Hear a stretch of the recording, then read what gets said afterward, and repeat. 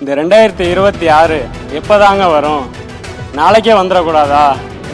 இந்த விரல் காத்துக்கிட்டே இருக்கு. இந்த ஒரு விரல் மட்டும் இல்லை, என் மூலயமா ஒரு 18 விரல் இந்த செகண்ட் சாலிடாக கன்ஃபார்மாக காத்துட்டு இருக்கு.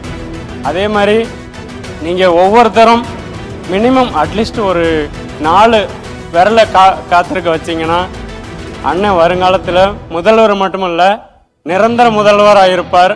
ரொம்ப நன்றி அண்ணா.